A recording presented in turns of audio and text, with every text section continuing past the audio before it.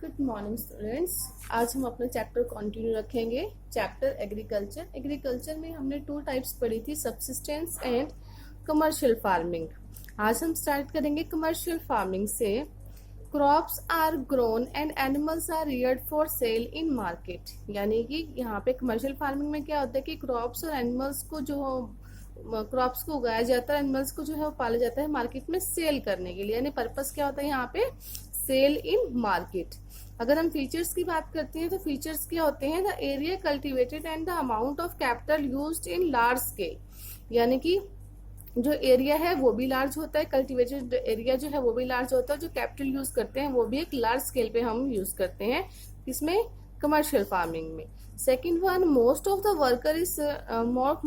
Work is done by machine. सारा काम जो है वो मशीनों के द्वारा किया जाता है, किसमें, कमर्शियल फार्मिंग में।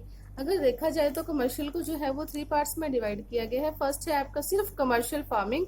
इसमें क्रॉप्स को जो है वो बेचने के पर्पज से जो है वो उगाया जाता है। वीट और मेज जो है इसमें इसकी मेन क्रॉप्स हैं। Crops are grown for commercial purpose.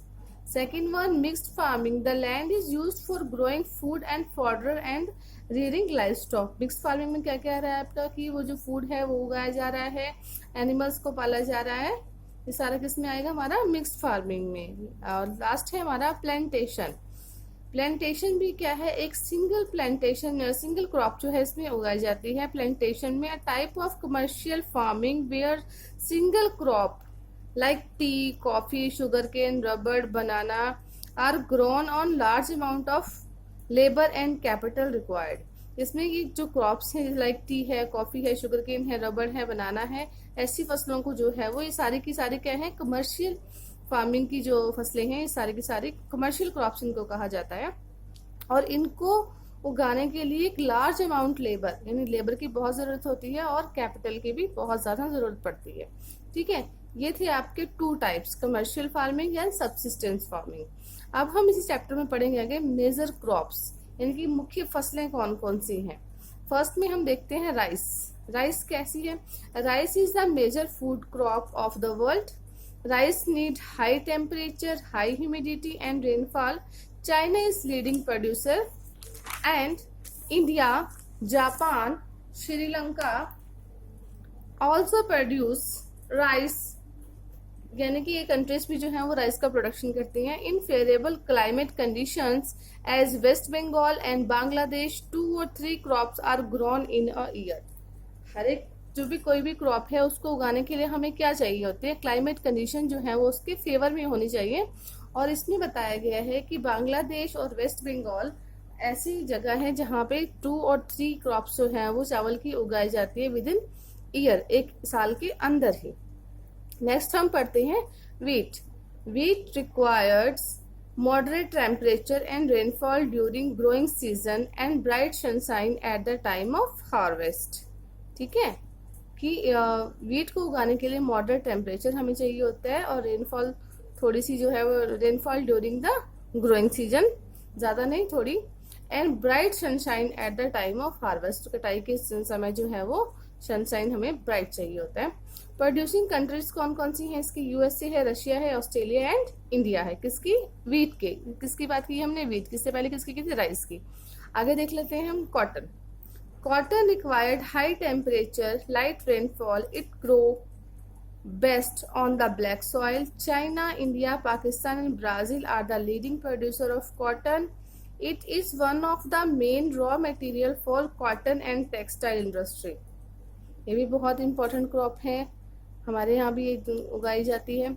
और सबसे बड़ी बात क्या है, ये कॉटन और टेक्सटाइल इंडस्ट्री के लिए रॉ मटेरियल प्रोवाइड करवाती है। इसके आगे हम देखते हैं jute.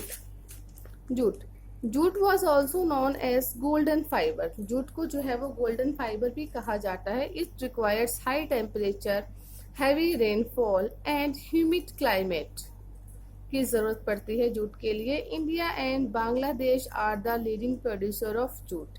India and Bangladesh are the leading producer of jute. Jute का उत्पादन सबसे ज्यादा कहाँ हो रहा है, इंडिया और बांग्लादेश से हो रहा है।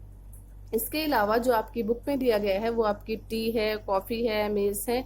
इसमें आपका होमवर्क जो है वो यही रहेगा आपको, जैसे मैंने आपको जूट की जो है वो फीचर्स बताए हैं, प्रोड्यूसिंग एरियाज बताए हैं, तो आपने क्या करना है, टी, कॉफ़ी, मेज़, इन तीनों को जो है वो बुक से रीड करना है और उसके बाद इनके फीचर्स जो है सेम एज इट इज़ जो है वो लिखने हैं, जैसे कि मैंने आपको अभी दिखाया। मैंने आपको क्या दिखाया, मैंने आपको किस किस चीज़ का दिखाया, मैंने आपको राइस का बताया, वीट का बताया, जूट का बताया और एंड कॉटन, ये बताया मैंने आपको। तो आप जो है वो करेंगे टी, कॉफ़ी और मेज़ का। क्लियर है यहाँ तक?